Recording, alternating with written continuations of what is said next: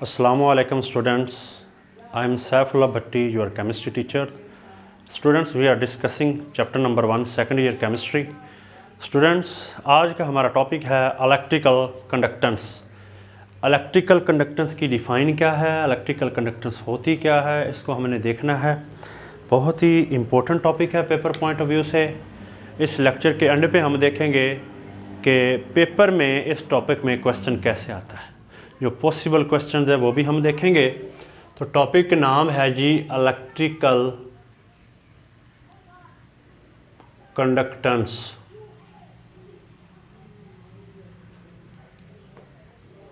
Student, हमारे पास periodic table है। ज़ाहिर तो ये एक फिज़िक्स का टॉपिक है, इलेक्ट्रिसिटी से रिलेटेड है, लेकिन यहाँ पे इस चैप्टर में इसका क्या रोल है। हम पीरियोडिक टेबल देख रहे हैं जिसमें एलिमेंट्स को अरेंज किया गया है, top to bottom, left to right, horizontally and vertically elements placed हैं एक टेबुलर फॉर्म में, जिसे पीरियोडिक टेबल कहते हैं। उस पीरियोडिक टेबल के अंदर एलिमेंट्स का क्या ट्रेंड है, किस तरह उनके अंदर ये प्रॉपर्टी जो है इलेक्ट्रिकल कंडक्टेंस वेरी करती है, उसको स्टूडेंट हमने देखना है। फर्स्ट ऑफ ऑल हमें पता होना चाहिए कंडक्टेंस क्या है, इलेक्ट्रिकल कंडक्टेंस क्या है। Student, conductance student this is the ease या ability, this is the ease or ability to flow through any material। किसी मटेरियल में फ्लो कर जाना। किस चीज़ का फ्लो कर जाना, हीट का या करंट का। हमारे पास कोई मटेरियल हो सकता है, वो मटेरियल हमारे पास क्या हो सकता है जी स्टूडेंट, वो कोई मेटल हो सकती है। तो उस मेटल में हीट का पास हो जाना, करंट का पास हो जाना, गुज़र जाना, फ्लो कर जाना, हमारे पास वो कंडक्टेंस है। अगर किसी मटेरियल में, किसी मेटल में हम उसको सर्किट से जोड़ें, उसमें से बिजली गुज़र जाए, उसमें इलेक्ट्रिक करंट गुज़र जाए, उसमें इलेक्ट्रिसिटी पास हो जाए, उसे हम स्टूडेंट इलेक्ट्रिकल कंडक्टेंस का नाम दे देंगे। हमारे पास इसके पीछे रीज़न क्या है कि ये क्यों ऐसा होता है। स्टूडेंट, जो मेटल्स होती हैं इनका जो साइज़ होता है वो ज़्यादा होता है, हाई होता है ज़्यादातर मेटल्स का, जिसकी वजह से जो वैलेंस शेल इलेक्ट्रॉन्स हैं स्टूडेंट्स, बहुत इम्पोर्टेंट बात करने लगे हैं। वैलेंस शेल इलेक्ट्रॉन्स होते हैं वो फ्रीली मूव करते हैं, आज़ादाना हरकत कर रहे होते हैं, और वो फ्री इलेक्ट्रॉन्स होने की वजह से उस मटेरियल में करंट गुजरेगा। हमारे पास एक एटम है जी, मैं कहता हूँ ये कोई भी एटम है, लाइक सोडियम है, तो उसका जो वैलेंस इलेक्ट्रॉन होते हैं वो फ्रीली मूव करते हैं। न्यूक्लियस की उनके ऊपर अट्रैक्शन होती नहीं है, वो पूरे क्रिस्टल के अंदर वो मूव कर रहे होते हैं। जो ही उनको किसी सर्किट से जोड़ा जाता है तो एक साइड से, एक एंड से वो इलेक्ट्रॉन जो करंट वाले हैं वो साथ मेटल वाले इलेक्ट्रॉन के साथ भी मूव करते हैं और एक एंड से दूसरे एंड तक चलते हैं। तो वो इलेक्ट्रॉन का उसमें से गुजर जाना एक सर्किट के कंप्लीट होने की वजह से उसमें करंट पास होता है। यानी कि जब हम किसी एक्सटर्नल सर्किट से जोड़ते हैं तो वो करंट, वो इलेक्ट्रॉन उस मेटल के इलेक्ट्रॉन के साथ मिलते हैं और उस मटेरियल के अंदर जो है ना आपके पास इलेक्ट्रॉन मूव करते हैं। इलेक्ट्रॉन के ऊपर नेगेटिव चार्ज आता है और flow of charge, flow of electron जो हम उसे इलेक्ट्रिक करंट बोलेंगे। फ़र्ज़ करें कि हमारे पास कोई एक रॉड है छोटा सा, उसको हमने किसी सर्किट के साथ जोड़ दिया। स्टूडेंट, ये हमारे पास एक रॉड है, इसको किसी सर्किट के साथ जब हमने जोड़ा जिसका पॉजिटिव और नेगेटिव एंड है, तो जब स्टूडेंट इसको कनेक्ट करेंगे तो ये हमारे पास मेटालिक मटेरियल है। मेटालिक मटेरियल जो होते हैं वो इलेक्ट्रोपॉजिटिव होते हैं, उनके अंदर मेटालिक प्रॉपर्टी पाई जाती है, मेटालिक का करैक्टर पाया जाता है। वैलेंस शेल में उसके अंदर जो एटम्स हैं वहाँ पे इलेक्ट्रॉन फ्रीली मूव करते हैं उस पूरे क्रिस्टल के अंदर। तो जब आप कनेक्ट करेंगे तो इधर से करंट फ्लो करके इधर आ जाएगा। यानी कि ये जो रॉड है ये हमारे पास जो मटेरियल है, जो मेटल का, इसमें करंट गुजरता है, इसे इलेक्ट्रिकल कंडक्टेंस का नाम देते हैं। अब इलेक्ट्रिकल कंडक्टेंस जो है इसको G से ज़ाहिर करते हैं। ये इन्वर्सली प्रोपोर्शनल होता है रेजिस्टेंस के, यानी कि जो रेजिस्टेंस होती है किसी सर्किट की, किसी मटेरियल की, उसका जो उल्ट होता है वो उसकी इलेक्ट्रिकल कंडक्टेंस होती है स्टूडेंट। जो रेजिस्टेंस होता है इसका यूनिट होता है ओहम। तुम्हारे पास जो इलेक्ट्रिकल कंडक्टेंस है इसका यूनिट आ जाएगा पर ओहम भी कह सकते हैं, इसको MHO मोहो भी कहते हैं, और इसका एक यूनिट है साइमन, वो भी हम इसको कहते हैं, और इसको S से ज़ाहिर किया जाता है। तो यानी कि इलेक्ट्रिकल कंडक्टेंस का उल्ट रेजिस्टेंस होता है, और किसी मटेरियल में करंट का गुजर जाना उसे इलेक्ट्रिकल कंडक्टेंस का स्टूडेंट नाम देते होते हैं। ये था हमारे पास थी इसकी डिफ़ाइन या इसके इंट्रोडक्शन से रिलेटेड कुछ बातें। अब हम पीरियोडिक टेबल से रिलेटेड कुछ बातें करते हैं। हमारे पास बच्चों ये एक फॉर्म है सिंपल सी पीरियोडिक टेबल की, और आप इसमें देखेंगे कि किस तरह ये इलेक्ट्रिकल कंडक्टेंस जो है वो पीरियोडिक टेबल के अंदर वेरी करती है अलोंग दी ग्रुप्स कह लें या अलोंग दी पीरियड्स बोल लें। स्टूडेंट ये ग्रुप 1A के एलिमेंट है, 1A है हमारे पास, ये हमारे पास 2A है, इसमें हाइड्रोजन तो गैस, उसमें तो करंट नहीं गुजरेगा, इसमें लिथियम आ जाता है, सोडियम वगैरह, पोटाशियम है, रुबिडियम है, सीजियम है और फ्रांशियम है। इस तरह यहाँ बच्चों बेरिलियम, मैग्नीशियम वगैरह ये एलिमेंट्स हैं। स्टूडेंट जो 1A और 2A के एलिमेंट्स हैं जो S ब्लॉक से बिलोंग करते हैं, इनके वैलेंस शेल में 1 और 2 इलेक्ट्रॉन रिस्पेक्टिवली आते हैं। जो पहले ग्रुप के एलिमेंट्स हैं बच्चों उनके वैलेंस शेल में एक इलेक्ट्रॉन है इन सब एलिमेंट्स का, और इनके अंदर 2 इलेक्ट्रॉन्स हैं। इसके अंदर भी फ्रीली मूव कर रहे हैं, इसमें भी कर रहे हैं।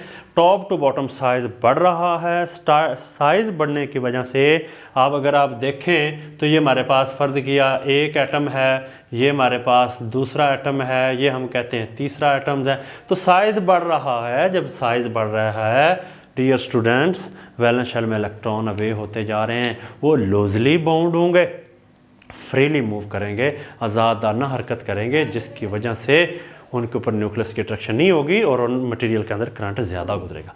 ये जनरल ट्रेंड है कि टॉप टू बॉटम इनमें जो इलेक्ट्रिकल कंडक्टर्स है वो इंक्रीज़ करते हैं, लेकिन इसमें कुछ फ्लक्चुएशंस भी आ जाती हैं। ये डायरेक्टली टॉप टू बॉटम एक सीक्वेंस के मुताबिक इंक्रीज़ नहीं करता, कुछ का इंक्रीज़ करता है और कुछ का इंक्रीज़ बाज़ाहिर होना चाहिए ट्रेंड के मुताबिक, लेकिन वो डिक्रीज़ करता है। उनके पीछे रीज़न क्या है? वो उनकी ज्योमेट्री है, उनकी अरेंजमेंट चेंज होती है, जिसकी वजह से उनकी इलेक्ट्रिकल कंडक्टेंस जो है ना वो प्यारे बच्चों वो चेंज हो जाती है।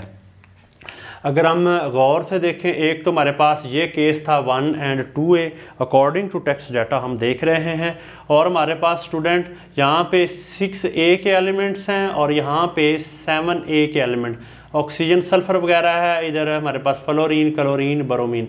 ये जो हैं स्टूडेंट इनमें वैलेंस शेल इलेक्ट्रॉन फ्री नहीं होते। ये तो इलेक्ट्रॉन को अपनी तरफ ज़्यादा मजबूती से अट्रैक्टेड होते हैं, अट्रैक्ट करके रखते हैं। 6 ग्रुप के एलिमेंट्स और 7 ग्रुप के एलिमेंट्स जो वैलेंस शेल इलेक्ट्रॉन्स हैं, न्यूक्लियस उनको अपनी तरफ बड़ा अच्छे तरीके से अट्रैक्ट किए होता है। वो फ्रीली मूव नहीं करते, आज़ादाना हरकत वो नहीं कर रहे होते, इसलिए इन मटेरियल्स के अंदर करंट नहीं गुजरता। ये नॉन कंडक्टर कहलाते हैं। यानी कि एक हमारे पास बात की साबित हुई कि लेफ़्ट साइड वाले अच्छे कंडक्टर हैं और वेरी राइट साइड पे जो एलिमेंट्स हैं वो नॉन मेटल्स हैं, गैसेस हैं, उनमें करंट नहीं गुजरता होता। ये बात थी। और उसके बाद स्टूडेंट यहाँ पे जो कुछ एलिमेंट्स हैं, जैसे मैं अगर 1B की बात करूँ तो मैं कहूँगा जी यहाँ पे हमारे पास स्टूडेंट कुछ एलिमेंट्स यहाँ पे पड़े हुए हैं। जैसे हम उनको देखें तो हमारे पास एक एलिमेंट कॉपर है, हम कहते हैं जी सिल्वर है, हमारे पास गोल्ड है। इनको स्टूडेंट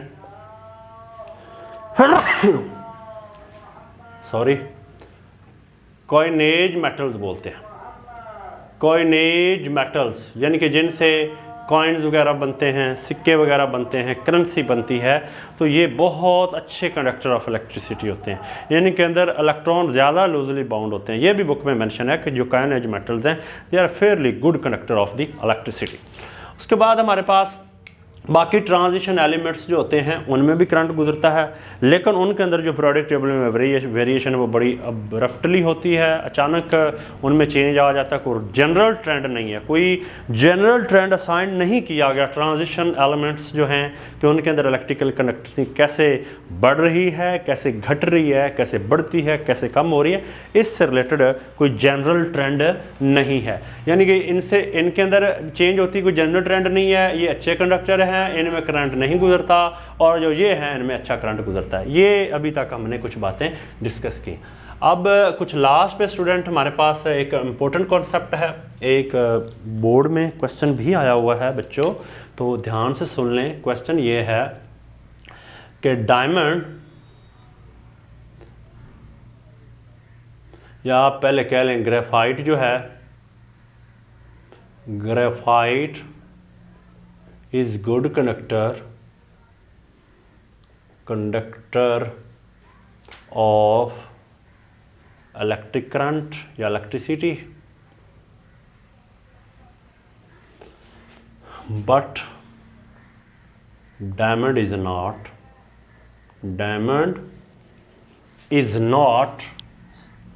स्टूडेंट ध्यान से सुनना है, उम्मीद है आपको समझ आ रही है। डायमंड इज नॉट, बट या कह सकते हैं बोथ आर